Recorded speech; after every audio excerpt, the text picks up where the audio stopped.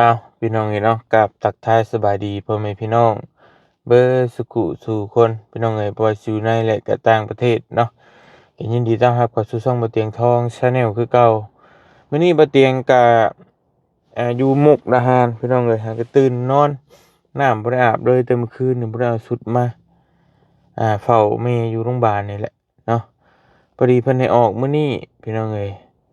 บัดนี้บ่เตียงกำลังสิ ไปเอาเครื่องคองอยู่เฮือนเมวันเนาะพี่น้องเนาะอยู่รีสอร์ทเมวันนี่แหละพอดีสิไปสบายดีปีใหม่ทั้งเมเพิ่นเลยเนาะพี่น้องเนาะซื้อกระเช้าไปให้เมเพิ่นพี่น้องเนาะเวลาเฮาก็น้อยเวลาเฮาก็บ่ไปเวลาเฮาก็สั้นพี่น้องต้องฟ้าวเล่นพุ่นเล่นพี่เนาะเดี๋ยวไปเอ่อรับตุเมกลับอีก มาส่งทางมิเชียวเพิ่นก็มาต่อยาคือกันพี่น้องป่วยคือกันเนาะนี่แต่คนเจ็บคนป่วยพี่น้องโอ้ยเนาะไปเดินทางไป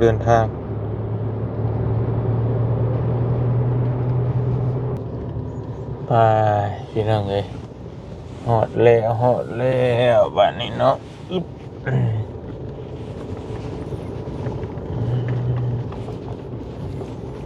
แม่เฮ็ดหยังอยู่เด้เนาะตื่นนอนแล้วบ่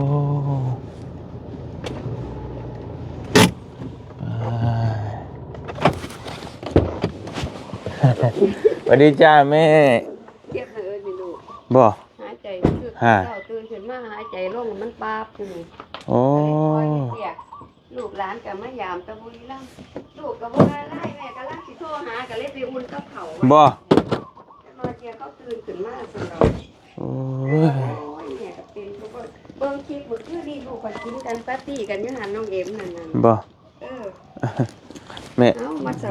วัสดีปีใหม่จ้าอยู่ดีมีแฮงครับลูกเด้อครับผมสุขภาพแข็งแรงโดยสาธุครับผม10,000 ล้านวิวสาธุคนติดตามหลายๆเนาะครับผมจ้าขอบคุณครับอันเพิ่นจะว่าเบิ่งคลิปอ้าวตู่เพิ่นนึกว่ามันไปอันอยู่โรงพยาบาลอันลาวไทยนึกว่าเพิ่นบ่ได้มาพี่ถ้าตะอ่นอยู่บ่ได้เบิ่งแล้วอ้าวตู่อยู่มุกนี่ครับบ่ได้ไปหาเลยบ่เป็นหยังครับลูกหลานก็อ่นอัวกันแม่เฮ็ดจังได๋สิได้ลูกนำกันคือบ่มีผู้ตื่นลูกหลานบ่ตื่นจักคนเด้ลูกต้องบ่ได้ถ่ายรูปนำกันบ่มีไผมานำบ่แม่แล้วก็เลยเว้าไว้เที่ยได้ไปหาหมอตะเช้านั่นน่ะอันก็เลยอัดคลิปไปหาลูกเที่ยมาพุ่นน่ะของเพิ่นมีของแม่พิมพ์นำดิแม่ของมิวลี่ก็มีเพิ่นเอามาให้มื้อวานนี้ก็2กล่อง3กล่องโอเคพอดีสิเอากลับเลยเฮ็ดว่าอันพวกเป้าอันเก็บเป้าหยังเพิ่นมาโอ้ยบาดนี้เบิ่งคลิปเมื่อคืนนี่นอนอยู่อัน5 ทุ่มลูกก็ซึมาแล่นหน้าแล่นหลังบาดนี้ลูกก็มาทั้งแล่นไปเบิ่งโมทั้งแล่นมาหายายทวดยายตู้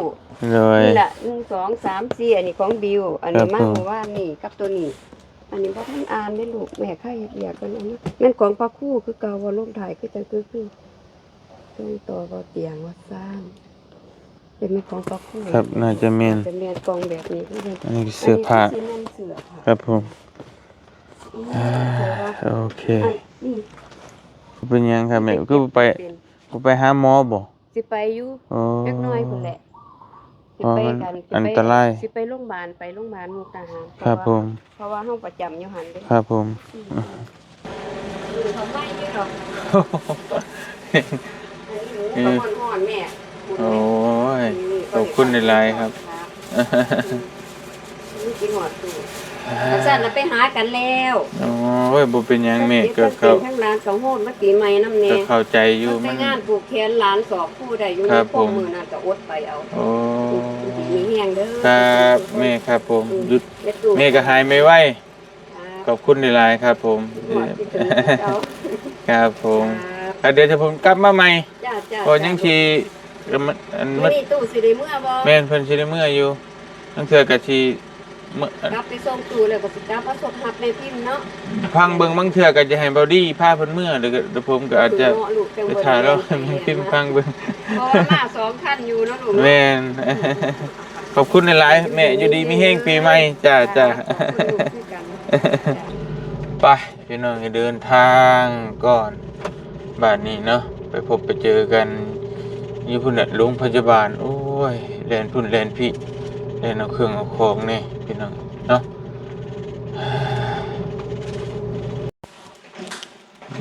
เรียบร้อยไปได้ข้าวกินน้ำแล้วบ่อืมเป็นมีวันเอานี่ให้หมูไปเอาเครื่องนั่นแหละเครื่องผักมาหมูปิ่นเป็นอะไรสบายดีมิตุสวัสดี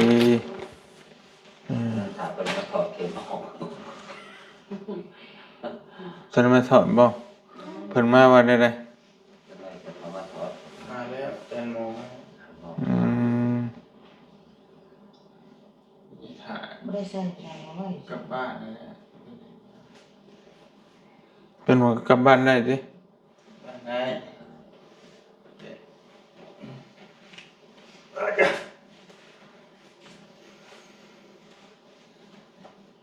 ธรรมดาอยู่บ่เพิ่นบ่ได้บอกว่าเลื่อนขึ้นจักเปอร์เซ็นต์ บอกอะไรบอก นั่นคนตรวจคนเจ็บยังบ่ทันมาเดี๋ยวเพิ่นมาแนะนำคือเก่าแล้วฟอกคือเก่าแล้ว บอกกันหน่อย2 เดือน สบายดี 2 เดือนชมลงไปแล้วมาเติมแล้ว คาราโบนั่นเกิดเรื่องมันก็สิเบิดคือเก่ามันเดือนหรือ2 เดือนก็แล้วแต่เฮาดูแลตัวเองนะก็น่าจะสิยืดไปกว่าหันถูกไหมเติมรอบที่แล้วก็เดือน3 เดือนเนาะ3 เดือนเด้อ ไล่วันที่3 เฮากินเนี่ยบำรุงมันนั่นได้ก็บ้านละ3 เดือนมาเติมตัวนึงเนี่ยเฮ็ดได้ มัน2 เดือน อืม มันจะจางเกิน อืมเกิดได้อยู่แล้วเพื่อเขาเลือกมาจากฟอกเด้พี่น้อง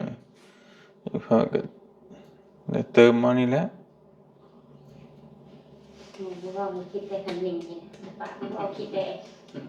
นี่คิดทอดใจตัวเองได้ป่ะ อ่า โทษใจตัวเองแบบไหน คิดก็คิดได้ ทอดใจมันบุรีเนี่ยตัวไหนบุรีเนี่ยมันลุก ทำเงียบนี่เป็นบุปผาว่ามึงคิดได้ บ่จักว่าแนวดีแนวบ่ดีแล้วเพิ่นบ่ได้ว่าดีบ่ดีเนาะอือ แล้วก็มีในคิดได้แค่นี้ เพิ่นก็แนะนำคือเก่าแหละแนวเพิ่นแนะนำทางแพทย์หมอก็แบบนี้แล้วอยู่ที่เฮากินให้เจ้าตัดสินใจก็บ่อยากฟอกตะกี้ก็บ่ฟอก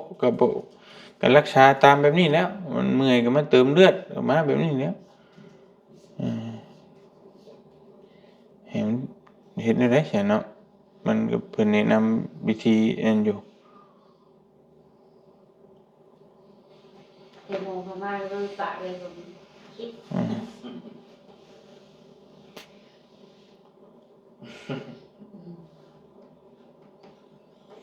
เราคนเมื่อยอะไรคิดยังไง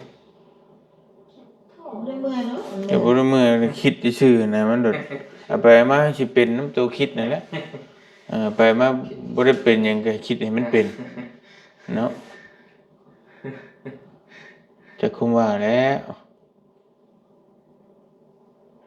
ทำอะไรสดใสอยู่ห่างไกลเป็นปังนี่กับเพิ่นเนี่ยก็แบบนี้แหละเนาะแนวเพิ่นเว้าแต่ใดมาอยู่แล้วตั้งแต่ไปอยู่โรงหมอมุกพุ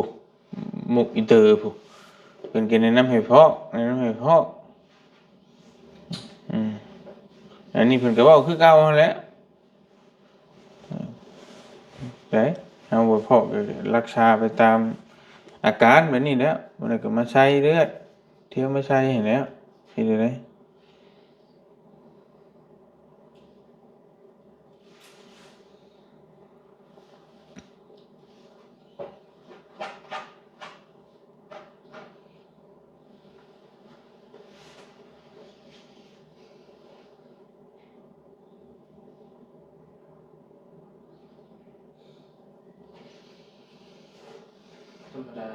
อบที่แล้วมันเป็นลมเป็นแรง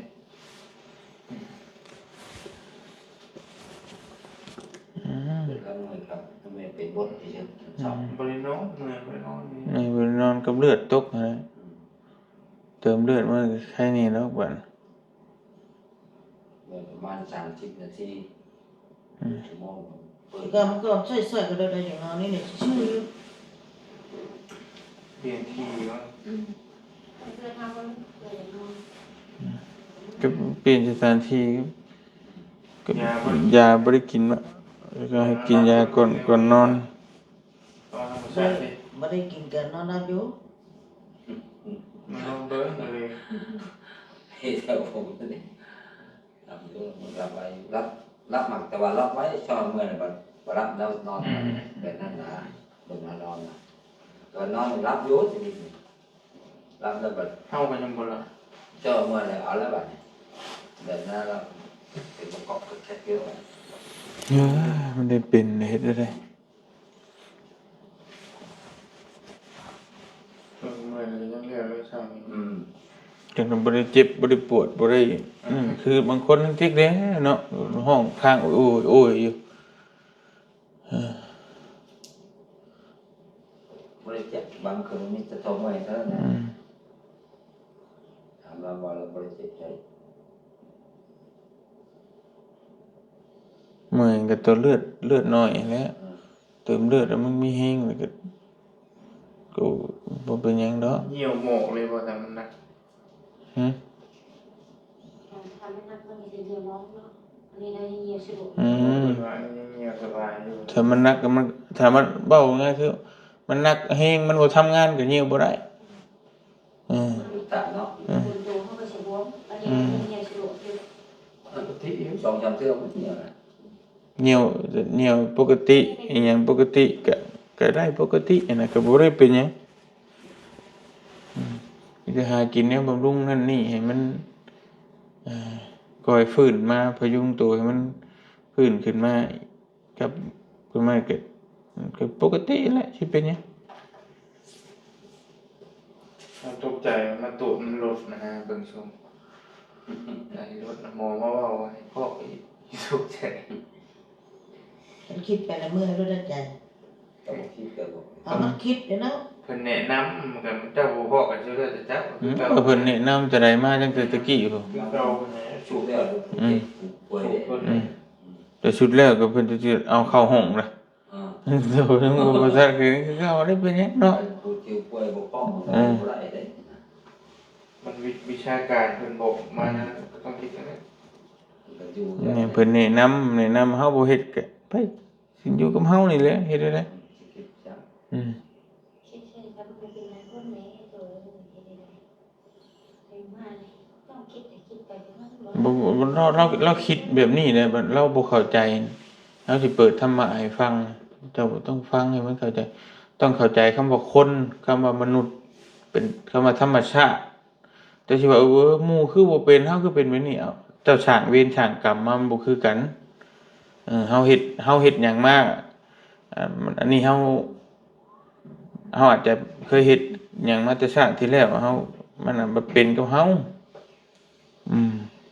คนอื่นก็บ่เป็นเฮาก็ต้องมันเป็นแล้วก็ต้องรักษาไปนี่แหล้ว ฝืนมาอย่างนี้ก็โอเคคิดว่าสิบ่รอดแต่รอดที่แรกเลย บางคนรถชนขาหักขาขาดขาหักมันเป็นหยังซั่นนั่นเขาก็บ่อยากเป็นแบบนั้นคือกันนั่นแหละก็เฮ็ดให้มันเป็นแขนหักขาขาดทั้งเต็กเลยย่างก็บ่ได้คานไป เขาแฟนเขาบรรดาเมื่อคืนมาตัด ก็นั่นแหละพอเฒ่าก็ตับแตกหยิบตับอย่างอื่นก็ถึกจักชิ้นอะไรแล้วไม่เท่าแล้วก็ฉันแล้วไผอยากเป็นแนวมันธรรมชาติมันเลือกบ่ได้แล้วเดี๋ยวนี้นั่นแหละเขาจึงบอกว่าแนะนำจังให้งดทุกสิ่งทุกอย่างแนวฆ่าสัตว์ตัดชีวิตแนวมันบ่ดีแนวนั้นก็งดก่อนเว้นจากพวกนี้ก็สิเฮ็ดให้อายุเฮายืนเฮ็ดให้บ่เจ็บบ่ป่วย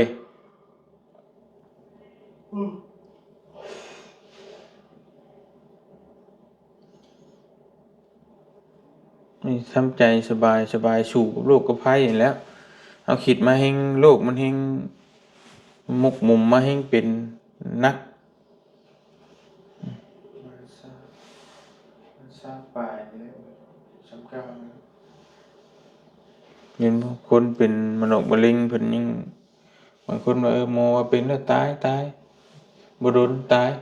บางคนสู่มาได้กำลังใจดีเฮ็ดนั่นนี่ออกกำลังกายกินนั่นนี่แนวมัน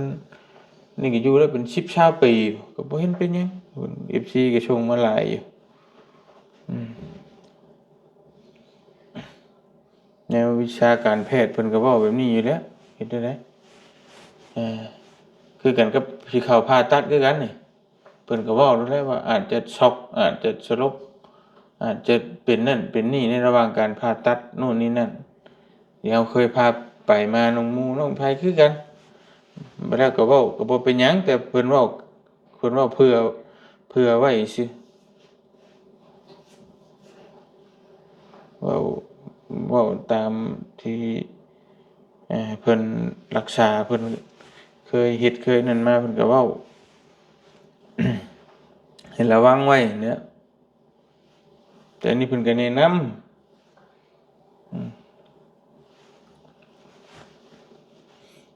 ก็มีหลายคนบ่พอก็บ่เป็นหยังกินน้ำเมื่อน่ะมีวินัยน่ะมีวินัยกินก็ให้กินสม่ำเสมอบ่กินเวลาน้ำกินน้ำอะไรก็บ่ให้ปะละเลยก็เบิ่ง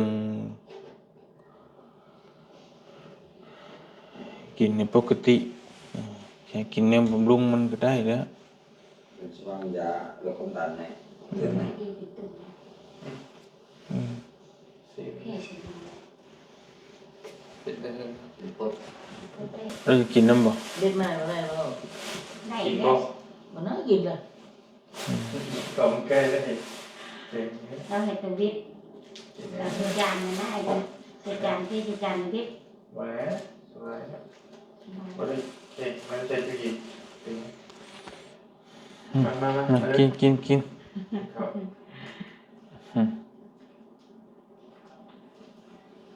มาการเงินเนาะสิมาสิจะมองมาการเงินก็จะยาเฮิงแน่มัน9 โมงต้องขายได้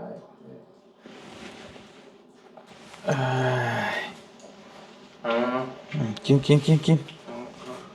เอากิน น้ำเย็นก็บ่ได้ด้วย เศร้าเสียวแล้วเนาะ ขึ้นนะครับบ้านน้ำไหนสิ คืนนี้ก็ การก็คือ สินอนก็บ่ได้นอนกูเครียดอยู่หากินไปซะ นี่ต้องต้อง กินข้าวเดียวนะ มาใช่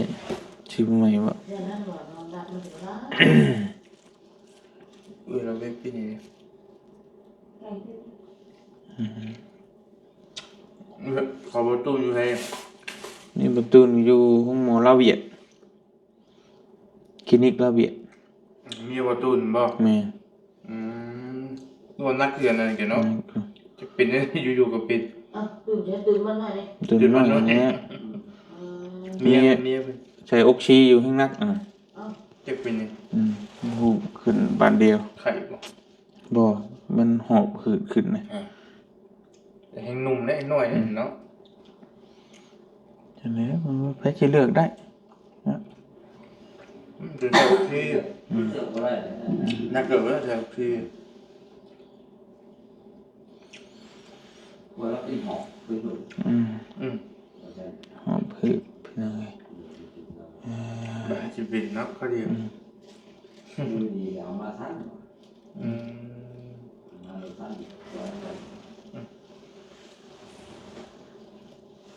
เขาว่าเขาว่าเจ็บเลย พักกิชิโน่และพักใกล้ๆแถวน้องมิ ไม่รู้เนาะ กระถาเมื่อพ่อมคอยนี่แหล้ว มือไหนไป จังหวะตะกี้ก็มันทันนั่นก็ แต่ว่ามื้อนี้ก็สิบ่ทันดอกมื้ออื่นพาเราไปว่าเวลาเราก็กำหนดนะนำ2-3มื้อน่ะ แม่มันบ่ มาตรงมื้อแล้วก็มื้อ ฟังก็มาช่วงพี่ ทางเบิ่งครับว่าไหนๆแหละกำบ่ทันกับอื่นไปพาเราไป มื้อนี้เลยติมื้อนี้เลยก็ได้อยู่คันบ่เมื่อยแต่ตอนแรกให้เนาะ อยู่มีน้องแหละน้องเขา ยันว่าเพิ่นเนี่ยเข้าไปเยี่ยมบ้านเยี่ยมหยังนะ คือเข้าหั่นแหละ นำไปเยี่ยมครับ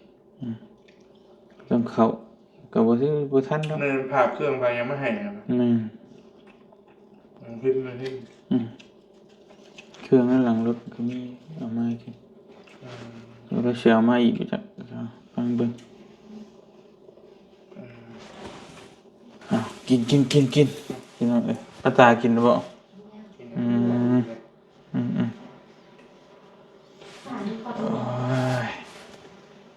โทรหาพี่พิมพ์สวัสดีครับพี่พิมพ์ตอนนี้ถึงไหนแล้วครับพี่เดี๋ยวถึงกาฬสินธุ์โอเคก็ยังไม่ไกลเท่าไหร่ประมาณชั่วโมงกว่าก็ถึงโอเคถ้างั้นผมจะรอพี่อยู่ที่มุกดาหารเลยครับตอนนี้ก็แม่ก็ยังกำลังเตรียมตัวออกจากโรงพยาบาล ค่ะแม่เพนเขารออยู่ที่ขนส่งอะค่ะเดี๋ยวเจอกันที่นั่น ที่ขนส่งอ๋อแม่เพนมาถึงแล้วเหรอครับ ค่ะแม่เพนถึงแล้วค่ะ อ๋อโอเคพี่มีเครื่องมาอีกไหมมีของมาอีกไหม มีนะ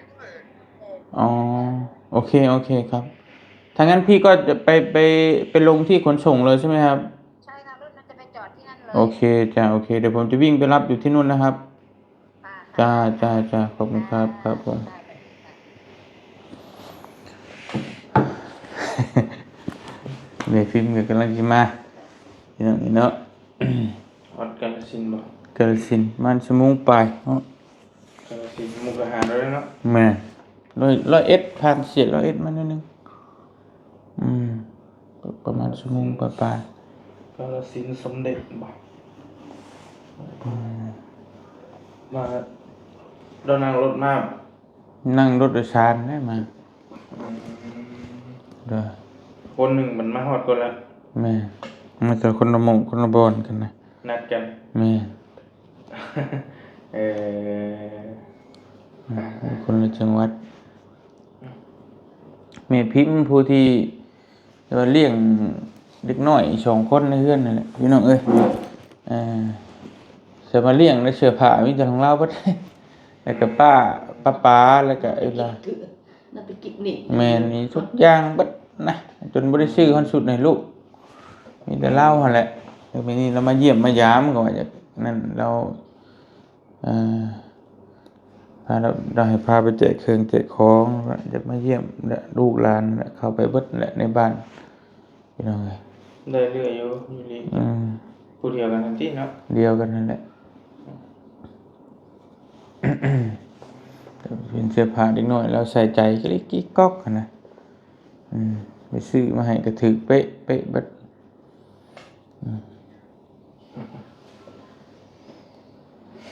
รอยังบัดนี้รอ เราสอบคิว รอการเงิน รอการเงินมา มาคิดเงินคิดค่าเสียหาย รอจ่ายมา แล้วก็กลับ โลถอดกินไป บ้านได้ ไม่คนเก็บไปให้ค ครับ รับผมก็แห้งได้สิขามโค้งมาอีกเนาะโอ้ไปกลับบ้านบ้านนี่บ้าเอ้ยเอาอย่าเอาตัวยาซะหัว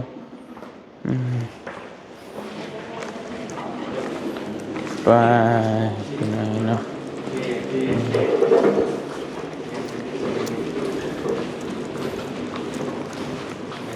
เดินทางกลับบ้านกันดีกว่ากลับบ้านเจอกันอีกแล้วน้อย ครับบ่อยากเจอบ่ได้เลยในโรงพยาบาลเนาะ เนาะ ไปเจอกันข้างนอกเลย ชื่ออยู่บ่ชื่อเราอยู่บ่ว้ายเราไปหับมาฮอดเหล้านั่นแหละ มาอืม ครับผมครับ ครับ ผมคิดครับกด กดปิด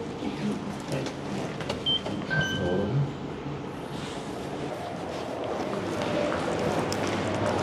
ก็ครับฮะนี่แหละ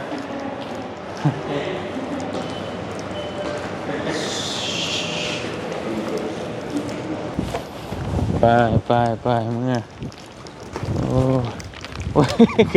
ขนมอีกโอ้ยเนาะไว้สิเด็ดสิร่มมา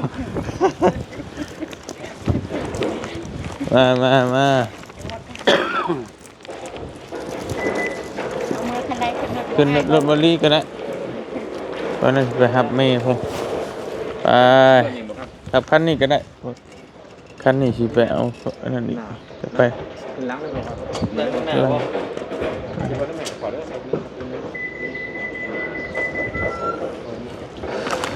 ค่อยลุกขึ้นไปลงข้าวครับ ตัวไว้เด้อจับเด้อ ครับเ